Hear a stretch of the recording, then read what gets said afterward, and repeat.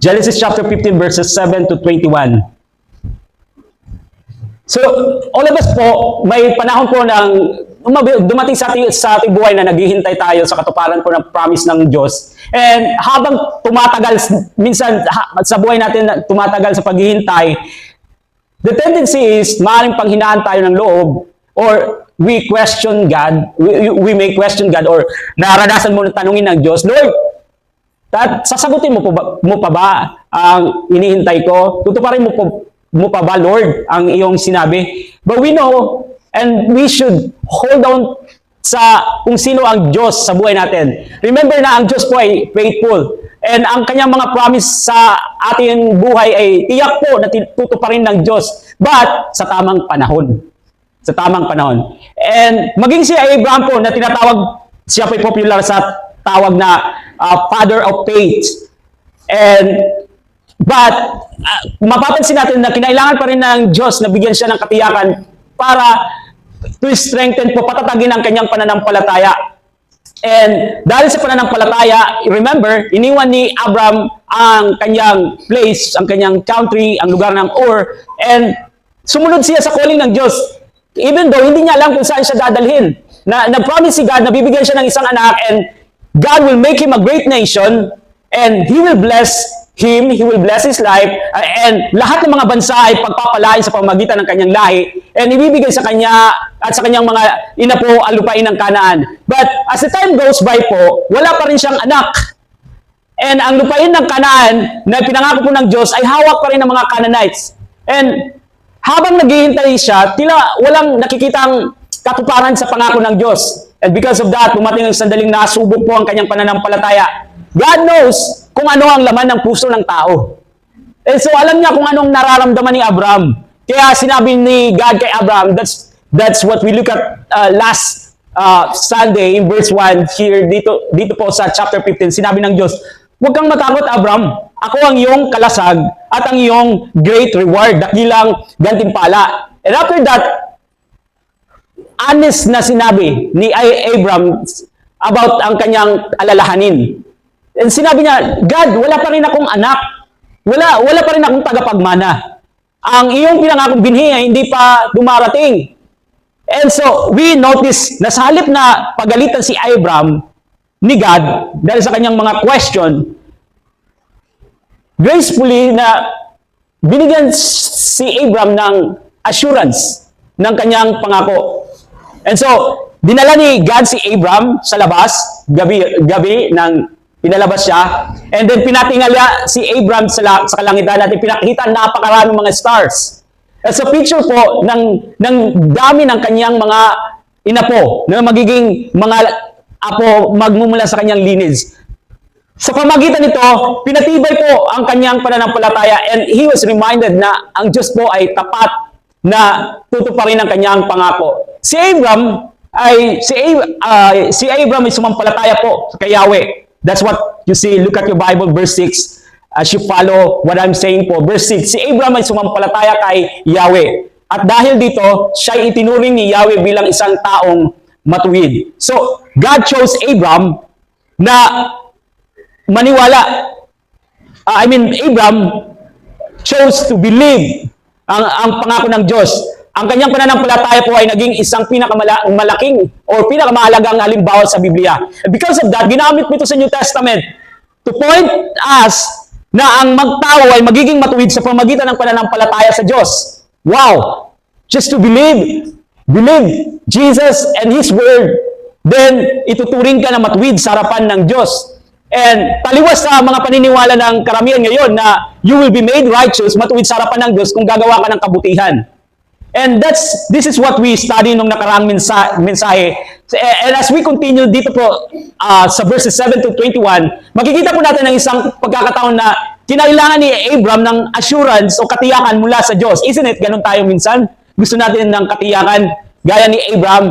And sa muli niyang hinarap ang kanyang mga tanong, at muli rin pinakita ni God ang kanyang katapatan sa pamagitan ng pagpapatibay po ng kanyang pangako. And the first thing I want you to see is ang katiyakan ay nakasalalay sa tipan ng pangako ng Diyos. So, follow me as I read po verse 7. Sinabi pa ni Yahweh kay Abraham, ako ang kumuha sa iyo sa bayan ng Ur ng Caldea upang ibigay sa iyo ang lupaing ito. So, God reminded Abram na, Abram, ako ang, di ba, ako ang nag-call sa iyo, tumawag sa iyo mula sa Ur, and di ba, Abram, nagbigay ako sa iyo ng pangako na ibibigay ko sa iyo ang lupain ng Kanaan. In other words, si God po ang nagpasimula ng lahat at siya rin ang tutupad ng kanyang mga pangako. Isn't it the Bible says na God is the author and the finisher? Siya ang, ang nagpasimula kung bakit tayo nanampalataya sa Diyos. You cannot say, ako nagsimula kung bakit ako sumampalataya sa Diyos. No. Ang nagsimula po upang sumampalataya tayo sa Diyos ay ang Diyos. And He fulfilled His promise. Tinutupad niya ang kanyang pangako. Ngunit dahil wala rin pa rin nakikitang katuparan si Abraham, so nagtanong siya, tingnan niyo po sa verse 8, Panginoong Yahweh, paano ko malalamang ito'y magiging akin? So, si Abraham po ay naghahanap ng katiyakan para bang sinasabi niya, Lord, 10 years na akong naririto, pero wala pa rin pag-aari na sa lupaing ipinangako mo. And so, paano ko po malalaman na matutupad ang iyong pangako? So, ipinapakita po ng tanong ni Abraham na gusto niyang makita ang katuparan ng pinangako ng Diyos. Alam niyang nangako ang Diyos, ngunit nais din niya magkaroon ng katiyakan na ito ay mangyayari po. And so verses 9 and 10, sinabi sa kanya, dalhan mo ako ng isang bangka, isang babaeng kambing at isang tupa, bawat isa'y 3 taon ang gulang. Magdala ka rin ng isang kalapati at isang bato-bato. Dinala nga ni Abraham ang lahat ng iyon at biniyak ang bawat isa maliban sa mga ibon. Inihanay niyang magkakapatong ang pinaghating hayop. So, maaring hindi po ito common na kung intindihan natin po itong binasa natin dito, it's not common po na pamamaraan. Alam niyo po, sa ating panahon, kapag pinagtitibay po natin ang kasunduan, di po ba, may kasulatan, tapos may pirma. Or sa iba, sulat, ipapirma sa harapan ng kapitan siguro, or may authority or kontrata at then pipirmahan bilang katibayan ng kasunduan ng bawat panig. Ngunit nung panahon ni Abraham, wala pa pong ganito. Nung panahon po ni Abraham, ibang kanilang paraan. Kapag ang dalawang tao po o dalawang hari gumagawa ng tipan, nag-ahandog po sila ng mga hayop, hinahati ang mga ito sa dalawa, and after that, pareho silang lalakad sa pagitan ng pinaghating hayop. And that shows na seryoso po talaga sila sa kanilang kasunduan and ready silang panagutan ng kanilang pinangako. And so, ito pong seremonya, it shows na yung bigat at kung gaano kaseryoso ang kanilang tipan, pagkasunduan sa bawat isa. Sa paglalakad po sa pagitan ng mga pinaghating hayop, para bang sinasabi ng bawat isa, kung hindi ko tutuparin ang aking pangako, mangyari rin sana sa akin ang nangyari sa mga hayop na ito. Ganon kabigat, ganon kaseryoso ang kasunduan noon. Now, in the same way, pinagtitibay nila ang kanilang kasunduan at ipinapakita ang kanilang lubos na katapatan sa tipan. Sa pamamagitan ng seremonyang ito, hindi lamang nangako ang Diyos kay Abraham, pinagtibay pa niya ang kanyang pangako sa pamamagitan ng isang tipan.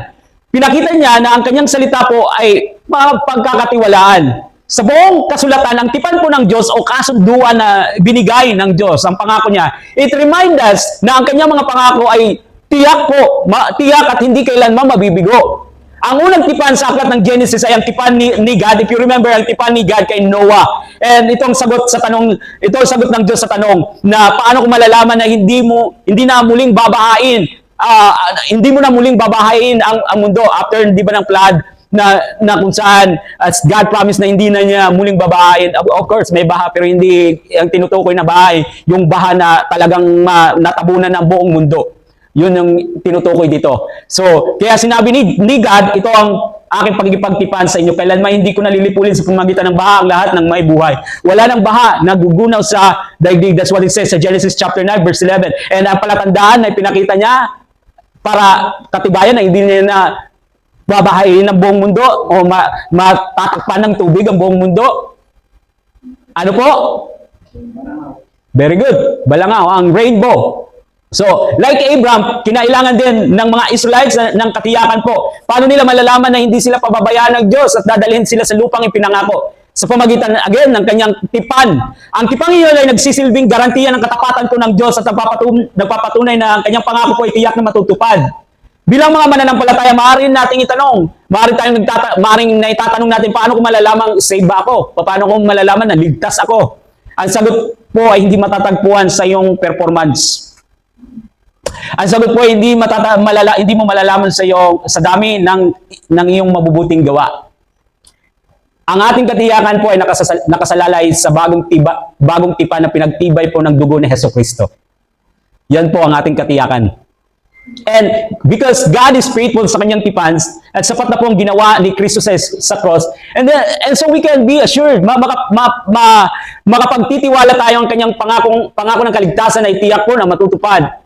Now, I want you to know na sa paggawa po ng kasunduan, sa paggawa ng tipan, hindi humingi ang Diyos ng anumang kondisyon kay Abraham, kung mapapansin nyo sa binasa natin. Siya mismo nagtakda ng tipan at muling nangakong ibibigay ang lupain ng Kanaan sa kanya at sa kanyang mga inapo. And we notice sa seremonya na ito, hindi naglakad si Abel sa pagitan ng pinaghating hayop, pinatulog ni God si Abraham ng mahimbing. At sarap ng tulog ni Abraham. And so kung hindi kayo makatulog ng mahimbing, you just ask God, Lord, hindi ako makatulog ng mahimbing. So God can answer your prayer, that prayer nga, Lord, give me na mahimbing na pagtulog. But we notice here, back to the story, pinatulog ng Diyos na si Abraham ng mahimbing sa halip na isang umusok na pugon.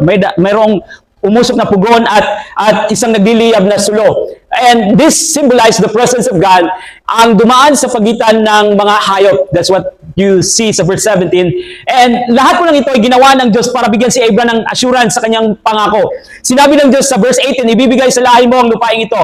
So pinapakita po na ang tipan ng Diyos ay talagang tutuparin ng Panginoon ang kanyang pangako. So kung paano binigyan ng Diyos si Abraham ng isang malinaw na picture ng kanyang tipan upang bigyan siya ng katiyakan, ganito din po ang ginawa sa atin ng Diyos sa bagong tipan.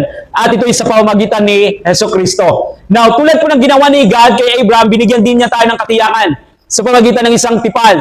You remember, and in fact, gagawin po natin ito, as I said, after ng pag-aaral ng salita ng Diyos. We remember God. We remember what Jesus has done sa paanong paraan po. Ano po yung ginagawa natin? Through communion. Banal na, remember yung Last Supper. Ni Jesus at mga disciples, sinabi ni Jesus, alalahanin nyo ito. And so that's why we do communion, di ba? Ang breaking of bread and yung grape wine. So, sa huli nga po na pinahayag ni Jesus, ang bagong tipan na pinagtibay po ng kanyang dugo. Kailangan ko lakihan po ang boses ko ngayon. So, bear with me. I hope na naririnig niyo po ako. So, ang Diyos po ang nagpasimula ng lahat sa pamagitan ng pagsugo ng kanyang anak to die para sa atin. So, ang response po natin is to believe, manampalataya kay Kristo. Kaya ang ating katiyakan sa kaligtasan na hindi po nakasalalay sa ating sariling pagsisikap, kundi sa pangako ng Diyos na hindi nagbabago, na tinatakan sinelyohan ng dugo ni Jesucristo. Ang tipan po ay tinatakan ng dugo ni Jesucristo. But it doesn't mean na wala na po tayong dapat gawin. You may ask, so ano ang response natin? The answer is, hindi po gumawa ng mga bagay, hindi gumawa upang maging karapat-dapat. Hindi po yung isipin natin, I must do this para ma-earn ko ang kaligtasan. Gawin ko ito para ma-save ako. Gumawa ako ng mabuti. Of course, ang kabutihan ko ay mahalaga, but that is the result of your salvation. Yan po ang bunga ng kaligtasan na natanggap natin mula sa Panginoong Jesucristo. And like Abraham, kailangan po natin magtiwala sa pangako ng Diyos. Just believe. Yan po ang condition na sinabi ng Biblia. Sumampalataya. Believe. At tanggapin sa pananampalataya ang kanyang biyaya. Ang biyaya po na pinagkaloob ng Diyos sa pamagitan ni Jesucristo. So, isang condition ang hinihingi ng Biblia, sumampalataya. Now, pangalawang bagay na nais kong makita nyo dito is nagkakaroon po tayo ng katiyakan kapag tayo sumasampalataya sa Diyos at sa kanyang salita. Ang katiyakang ibinigay ito ng Diyos kay Abraham ay dahil po siya ay sumampalataya. Now, verse 6, tingnan nyo po sa verse 6. Sinabi po, si Abraham ay sumampalataya kay Yahweh. At dahil dito, siya ay itinuring ni Yahweh bilang isang taong matuwid. So, again, nanatili pong matibay ang pananampalataya ni Abraham.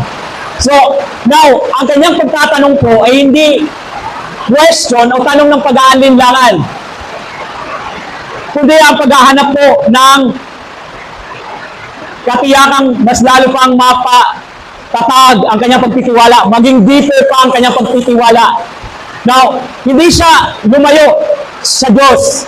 Kasi kapag ang nagtatanong po na nag-aalinlangan, many times, ay mga taong nagdududa, lumalayo sa Diyos. Ang mga taong nag-aalinlangan, dahan-dahan na nag-aapartar sa Panginoon.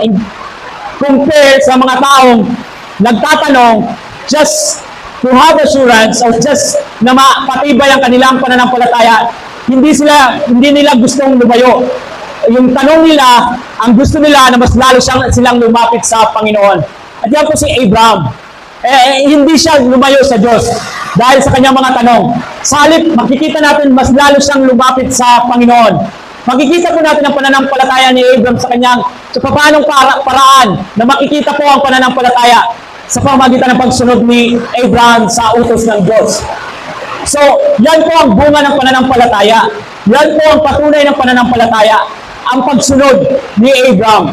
At hindi po ba sa James, sa Book of Santiago, sinabi ni Santiago, ipakita mo sa akin ang pananampalataya na walang gawa. At ipapakita ko sa iyo ang pananampalataya ko na may bunga ng gawa. Hindi po ibig sabihin na ang kaligtasan ay dapat may pananampalataya at gumawa ka ng mabuti. Ang ibig sabihin po in context na ang tunay na pananampalataya ay magbubunga po ng pagsunod sa Diyos. Ang tunay na pagtitiwala ay magbubunga ng pagsunod sa Diyos. And therefore, pwede tayo mag-conclude, it is safe na mag-conclude na ang hindi tunay na pananampalataya sa Diyos ay hindi nagbubunga ng pagsunod sa Diyos. Amen? So, yan yung sinasabi ni James. Di ba naalala yung sinabi ni James Ben? Di ba si Satanas, naniniwala siya na may Diyos? Pero sumusunod ba si Satanas sa Diyos? Hindi. Dahil wala siya yung tunay na pananampalataya sa Diyos. So again, ang nais na ilatag ni James na conclusion na ang tunay na pananampalataya sa Diyos ay magbubunga ng pagsunod sa Diyos. Amen? Naintindihan po natin? So, makikita natin ang pananampalataya ni Abraham ay nagbunga ng pagsunod sa Diyos. Nang sabihin ng Panginoon na dalhin at ihanda ang mga hayop, agad na po bang inihanda ang mga hayop? That's what we see in verses 9 to 10. Inihanda niya. Sumunod siya sa utos ng Diyos. Pagkatapos naghintay si Abraham. Habang po naghihintay si Abraham, walang nangyayari. Nagdala siya ng hayop, sinunod niya ang Diyos, pero naghintay pa siya. Walang nangyayari kaagad. Patuloy siyang naghintay kung may mangyayari. Nang dumating ang mga buwetre, ibon na kumakain ng hayop, itinaboy niya ang mga ito. That's what you see sa verse 11. Naghintay siya, then may dumating na buwetre, tinaboy niya, dahil kakainin niya yung mga hayop na dinala niya. Hindi lamang naniwala po si Abraham sa salita ng Diyos. Ipinakita niya ito sa kanyang pagsunod at paghihintay. That's what we see sa ating teksto. Ang kanyang pananampalataya na kung saan ang patunay ay pagsunod. Sumunod siya sa Panginoon, kumuha siya ng hayop at naghintay siya. Walang nangyari kaagad, naghintay siya. Dahil naniniwala siya na may gagawin ng Diyos. Naniniwala siya na may gagawin ng Diyos. Kahit walang agarang katuparan, na natili po siyang nagtiwala sa Panginoon. Ganyan din po ang pananampalatayang kinalulugdan ng Diyos. Ano po yung dalawang bagay na nakita natin dito sa ating teksto? Pagsunod at paghihintay. Ang Diyos ay nagkakaloob po ng katiyakan sa mga sumasampalataya sa Kanya. Nagbibigay po siya ng assurance sa mga sumasampalataya sa Kanya. Ngunit para sa mga taong na tumatanggi na sumampalataya, maniwala, ang sagot niya hindi lamang ay dagdag. Ang sagot ay hindi lamang dagdag na ebidensya. God is saying, hindi mo kailangan dagdag na ebidensya. Kahit ka pa bigyan ng mga patunay, babalik ka pa rin naman, hindi ka maniniwala. Kasi to see is to believe ka. Hindi po ba? Na ang pananampalataya, hindi to see is to believe. And magtatapos po tayo mamaya sa pamagitan po ng quotes sa Biblia kung ano ang ibig sabihin ng pananampalataya. So, ang tunay na kailangan ng mga taong ito na tumatanggi pong maniwala, gusto nila ng ebidensya. Naalala ko yung mga religious leader na humingi ng patunay. Bigyan mo kami ng patunay na ikaw ay Diyos. Binigyan sila ng patunay na through scripture nga, ginamit ang illustration ni Jonah, ang buhay ni Jonah, na kinain ng malaking isda, 3 nights and 3 days, ganun din ang mangyayari sa anak ng tao, na kung saan siya po ay nasa libingan ng 3 days and 3 nights. And after 3 days, i-rebuild ang temple. At hindi nila naiintindihan ang temple, na ang temple tumutukoy sa katawan ni Yesu Kristo na ito ay muling mabubuhay. Hindi naiintindihan ng mga taong hindi naniniwala mga spiritual na mga bagay. Ang kanilang naiintindihan lamang ay ang mga physical na mga bagay dito sa mundo.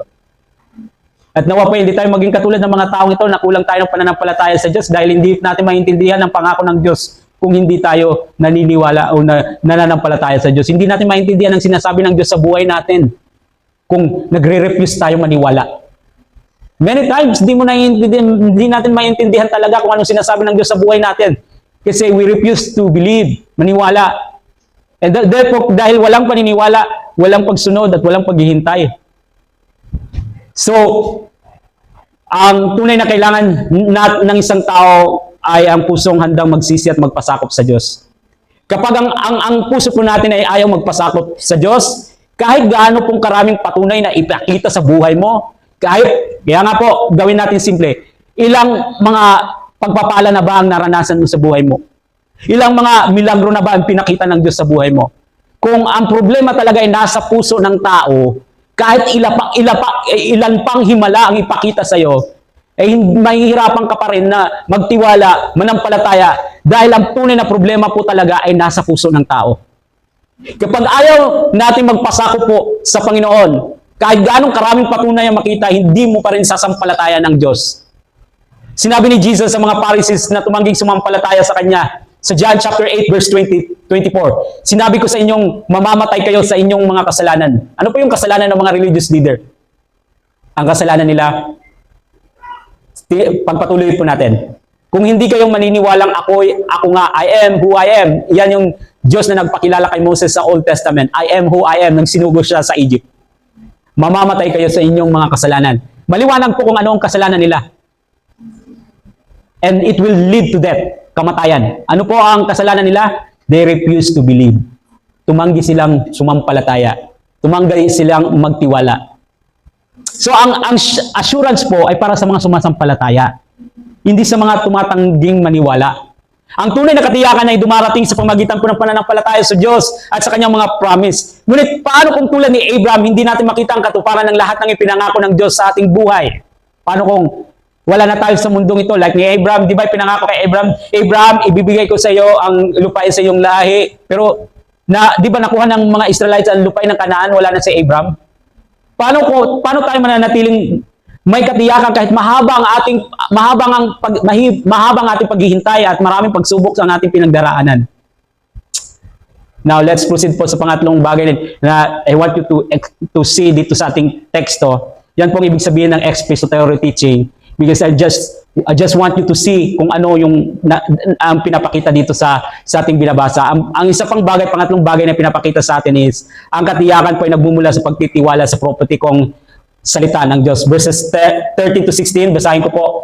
Sinabi ni Yahweh, ang iyong mga anak at apo ay mangingibang bayan at magiging alipin doon sa loob ng 400 taon. Ngunit paparusahan ko ang bansang aalipin sa kanila at pag-alis nila roon ay marami silang kayamanang madadala.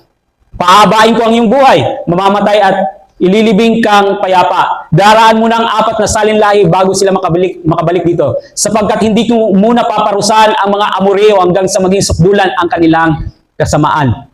Sinabi ni God kay Abraham, sa English translation, I'm using New King James Version sa verse 13 kasi sa Tagalog ay wala po yung word na ito. But many translations, nandiyan po ang word na ito. Sinabi ni Abraham sa verse 13, no, certainly, ang mangyayari sa hinaharap. Hindi binigay ng Diyos kay Abraham yung assurance sa pamagitan ng agarang na tinupad ang pangako kaagad sa harapan niya, kundi sa pamagitan po ng salita ng Panginoon, salita ng Diyos about sa future, about sa hinaharap. So habang naghihintay po, natutunan ni Abraham na ang katiyakan na hindi nakasalalay po sa nakikita. Kasi yung sinasabi ni God dito ay ang hinaharap. Hindi niya nakikita. Hinaharap pa eh. So natutunan niya na ang katiyakan ay hindi po nakasalalay sa nakikita mo ngayon. Dapat makita mo ngayon.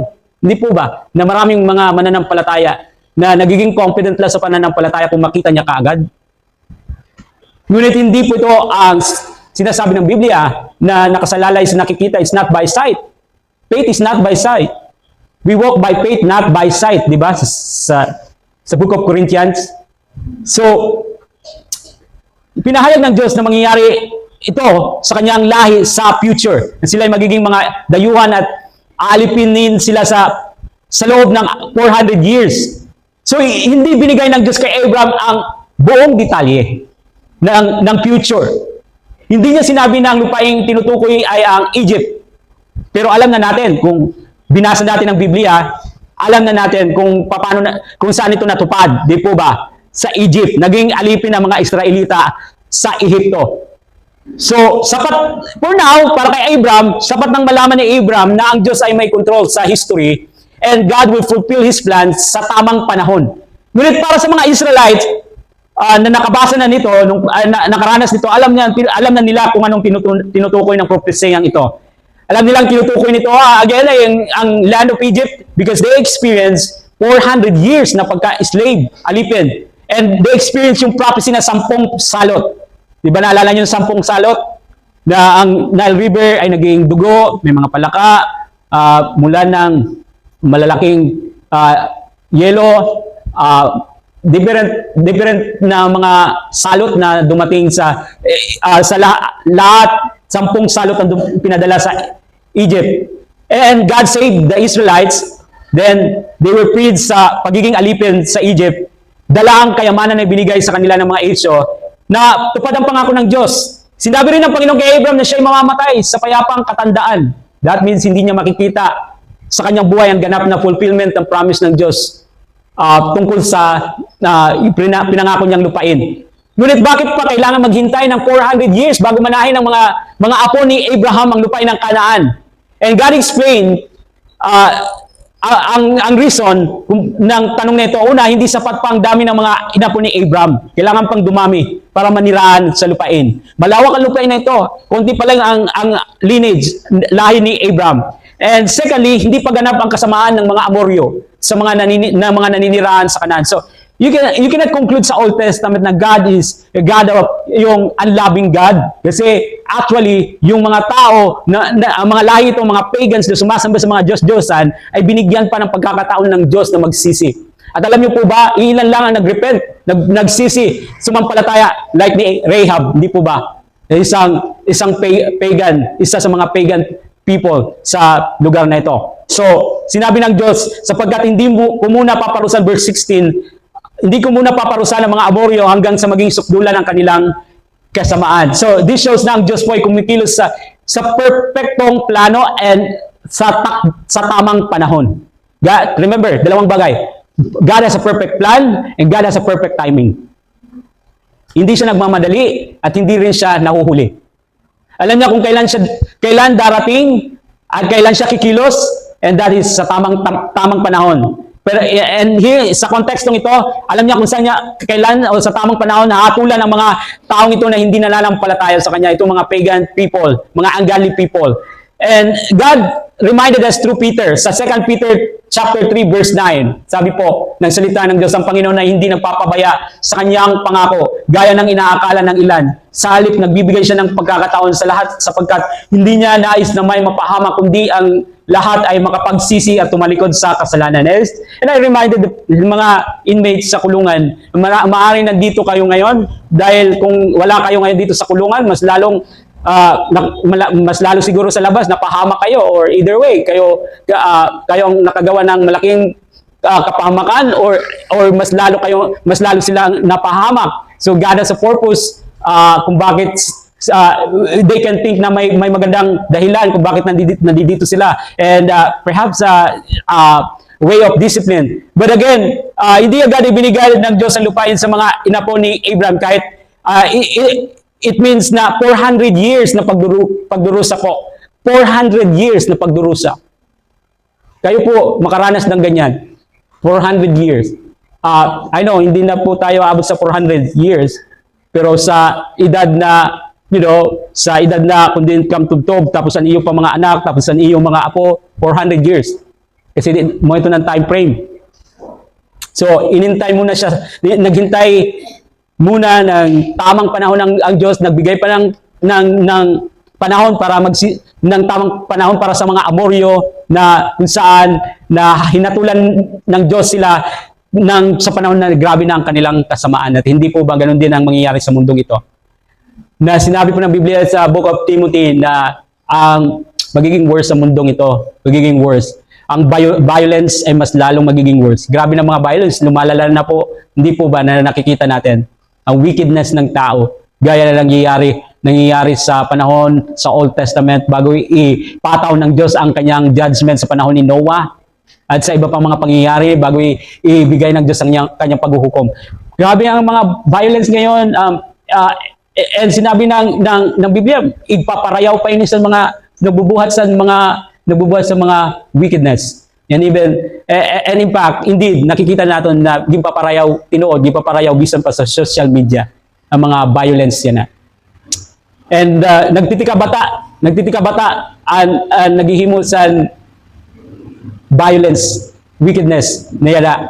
And that reminds us what the scripture says na talagang nagtitika worse ang kalibutan. So but again, it's in the same sa mga Amoryo. Hindi binigay ng Diyos kaagad ang kanyang judgment, but sa tamang panahon. Pinapakita nito na ang Diyos ay laging kumikilos po ng may wisdom. May karunungan, katarungan at sa tamang panahon. And the same po sa mundo natin ngayon, habang lumalala ang kasamaan, maaaring isipin natin na walang ginagawa si God. Ngunit alam po natin na hindi si God ang Diyos na walang pakialam. Siya po ay patiently na naghihintay sa mga tao na magbalik loob sa Kanya. Grabe yung pagtitiis ng Diyos kaysa sa atin na magtiis sa mga paghihirap. Kahit gaano katigas ng tao, kasama ng tao, patuloy na naghihintay ang Diyos. Kahit nga sa atin, di ba, na ilang beses natin na si God ay binabaliwala sa ating buhay, patuloy siya na again, tinatanggap tayo at hinihintay tayo palagi na magbalik loob sa Kanya. But again, God cares and God will work sa tamang panahon. And everything will be fulfilled according to His plan. Hindi siya nalilate at hindi rin siya nagmamadali. Inihahanda niya ang mundo sa pagbabalik ng Panginoong Hesukristo at sa darating na pag-ahatol. And kasabay po nito, inihahanda rin niya ang kanyang mga anak, tayo, na maging handa sa pagbabalik ng Panginoong Hesukristo. Na anumang araw, anumang oras ay handa tayo. Ang Kristiyano po ay hindi dapat na isang Kristiyano na hindi handa. Dahil sinabi ng Biblia na tayo po ay dapat na handa anumang oras. Either way, bumalik sa Panginoon or ang Panginoon ang bumalik para kunin tayo. So, now, ano ang naging bunga nito sa buhay ni Abram? Hindi siya tumigil sa pagtitiwala po and sa pagsunod sa Diyos. Alam niyo po, kahit alam niyang hindi niya mararanasan po ang ganap na katuparan ng pangako ng Diyos, patuloy po siyang nagtiwala sa Panginoon. Sapat na po para sa kanya malaman na tutuparin niya po ang kanyang mga salita kahit sa susunod pa ng mga henerasyon. So, ang promise po ng Diyos tungkol sa inaharap ay nagbibigay po sa kanya ng lakas at katiyakan sa kasalukuyan. And ito rin po ang layunin ng mga prophecy sa Bible, sa Biblia. Hindi binigay po ng Diyos ang mga ito para masagot ang lahat ng mga katanungan tungkol sa hinaharap. Pero ang purpose is to strengthen our faith. Patatagin po ang ating pananampalataya. Habang nakikita pong unti-unting natutupad ang kanyang salita. Read your Bible. Go back sa salita ng Diyos, sa mga propesiya. Bansa, laban sa bansa. May mga pestilence na mangyayari. We experience it na. Di ba, last time the worst is on COVID. May mga kalamidad na mangyayari. Mga kalamidad, ibang-iba noon sa ngayon. Earthquakes, iba na, grabe ang earthquakes na nangyayari ngayon. Di po ba? Those are signs. Not to scare us, not para takutin tayo, but to assure us na ang salita ng Diyos ay mapagkakatiwalaan. So habang nakikita po natin, natutupad po ang propesya, salita ng Diyos. Dapat ang impact nito sa ating buhay, mas lalo tayong nagtitiwala sa Diyos. Mas lalong pinangahawakan po natin ang mga pangako ng Diyos. na tiyak kong matutupad talaga ang pangako ng Diyos. Kaya, ang impact nito kahit dumaan pa tayo sa mga pagsubok, kahit may mga taong umuusig sa ating pananampalataya, kahit man maghintay tayo ng mahabang panahon, hindi tayo dapat mawalan ng pag-asa. Alam niyo kung bakit? Simple. Dahil tapat po ang Diyos. God is faithful. And one day, babalik po ang Panginoon. Di ba? Pinangako niya, one day babalik sa isang kisap mata, kukunin ko kayo. Ang Panginoon Yesu Kristo ay magbabalik. Haatulan niya ang tao, itatatag niya ang kanyang walang hanggang kaharian. And because of this, makapagtitiwala po tayo sa kanyang mga pangako. And so mga kapatid, maaari po tayong magkaroon ng matibay na assurance sa ating kaligtasan. Hindi po, again, ulitin ko po, ang kaligtasan po, ang katiyakan ng ating kaligtasan hindi po nakabase sa performance mo, sa kabutihan, sa ating pagganap po, sa ating nararamdaman, kundi nakabase po dapat sa katapatan ng Diyos at sa kanyang mga pangako. Ulitin ko po, kung ito ang ating pananampalataya ay nakabase sa performance, wala pong katiyakan. Kung nakabase po sa nararamdaman natin, wala po tayong katiyakan. Ang feelings po natin, yung emotion po natin pabago-bago. And so, kailangan po na nakabase ang ating katiyakan sa katapatan po ng Panginoon. Amen? Kaya, continue to trust the Word of God. Salita po ng Diyos. Pangawakan po natin ang kanyang mga pangako kahit hindi mo pa nakikita ang katuparan ng mga ito. Patuloy po tayong sumampalataya, magpasakop sa Panginoon, sumunod sa Panginoon, sapagkat ang tunay po ng katiyakan ay dumarating sa pamagitan po ng pananampalataya. Huwag po tayong mawala ng pag-asa sa gitna ng paghihintay. Dahil alam po natin na ang Diyos ay laging tapat. Kung tinupad niya po ang kanyang mga pangako noon, you can be sure na tutuparin niya ang lahat ng kanyang pinangako sa atin. Darating po ang araw that God will return, Jesus will return. Gaano po kayo ka-excited sa pagbabalik ng Panginoong Hesus Kristo? Gaano po tayo ka-excited? Inihintay po ba natin pagbabalik niya? And gaano po tayo katibay sa pagtitiwala sa pangako ng Diyos, sa salita ng Diyos? Hanggang sa araw na iyon, hanggang sa pagbabalik ng Panginoon, nawa ay makita po sa atin na nananatili tayong nagtitiwala, sumusunod at namumuhay na mayroong pag-asa, hindi taong walang pag-asa. Now, let me give you po ang kahulugan ng pananampalataya, Hebreo chapter 11, verse 1. Dito po tayo magtatapos. Kung sinasabi mong may pananampalataya ka, I hope na ito po the same ang iyong pananampalataya sa kahulugan ng pananampalataya na sinasabi sa Biblia. Hebrews chapter 11 verse 1, ang pananampalataya ay katiyakan na mangyayari ang ating mga inaasahan at paninindigan tungkol sa mga bagay na hindi nakikita. So ang ating katiyakan po, it can be compared sa matibay na pundasyon ng isang bahay. Kapag matibay po ang pundasyon, matibay din ang bahay. Tama po ba? Pag hindi po matibay ang pundasyon, hindi matibay ang bahay. Ganon din po ang pananampalataya. Ito rin po ang nagpapatatag sa ating inaasahan, sa ating pag-asa. Ang pag-asa sa Biblia ay hindi simpleng sinasabihin na, I hope mangyari. I hope or I wish na matupad. Kundi isang tiyak na paghihintay na may buong pagtitiwala. Sigurado ka, natutuparin talaga ng Diyos ang kanyang mga pangako. Kaya ang ating pag-asa po, ulitin ko po, hindi nakasalalay.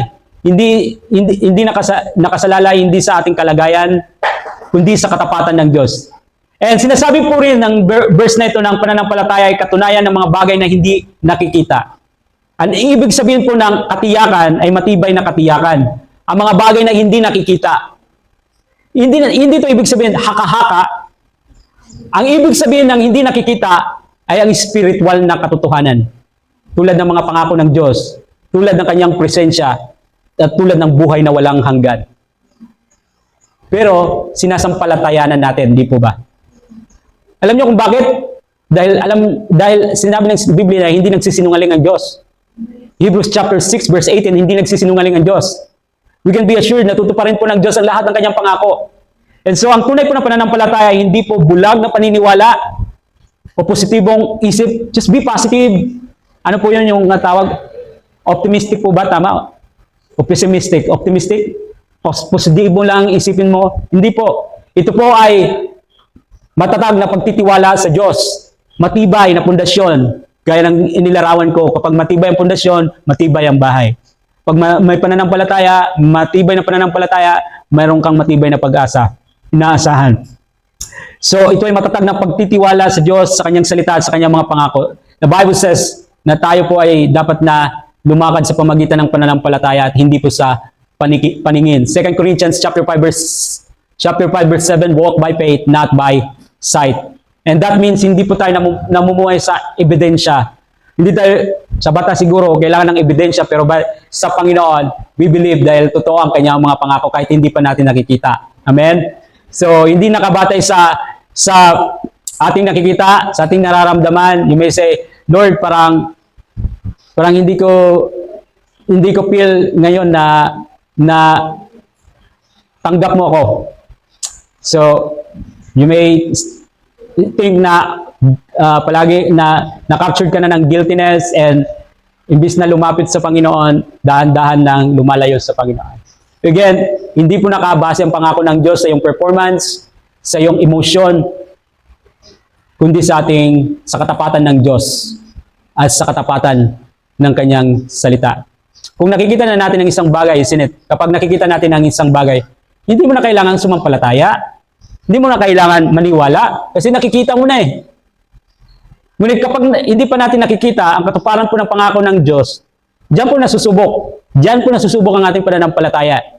At diyan po tayo lumalago sa ating pananampalataya. Hindi po sa panahon na nakikita natin, kundi sa panahon na naghihintay tayo. Hindi lahat ng taos pusong, I want you to know na may mga tao nagsasabi naniniwala sa Diyos, sumasampalataya sa Diyos. Pero hindi po lahat ng taos pusong paniniwala ay pananampalataya ayon sa sinasabi ng Biblia. Maaring talagang as in passionate ang isang tao, dahil may mga tao pa nga handang magpakamatay dahil sa kanilang pinaniniwalaan. Maaring talagang passionate siya, maaring tapat ang isang tao. But he can believe in something, talagang sumasampalataya siya sa isang maling paniniwala or maling reliyon o Diyos-Diyosan. He can be honest enough na siya ay sumasampalataya, pero ang kanyang pananampalataya ay hindi ayon sa sinasabi ng Biblia. Ngunit ang tunay na pananampalataya ay dapat po nakatuon kay Hesukristo at nakabatay sa salita ng Diyos at hindi po sa salita ng tao. That's why I always reminded about kung paano kong na-save, paano ko naligtas.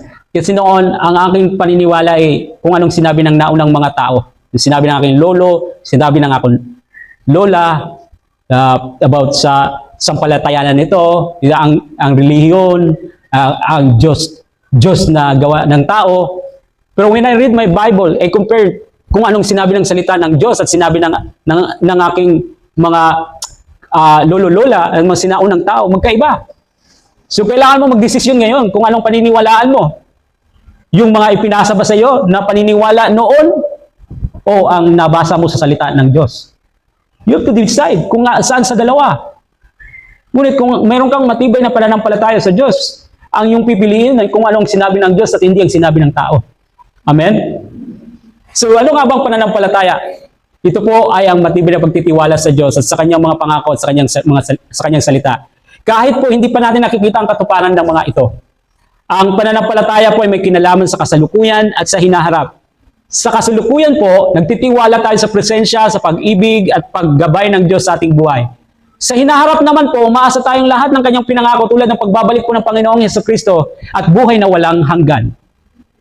Sinasampalatayanan natin ito na kung saan we will be with Jesus in eternity, doon sa napakagandang lugar sa presensya ng Panginoon sa walang hanggan. Yun pong hinaharap. Kaya ang tunay na pananampalataya po, again, is patuloy na nagtitiwala sa bawat panahon dahil alam natin ang lahat ng kanyang sinabi ay matutupad. Amen.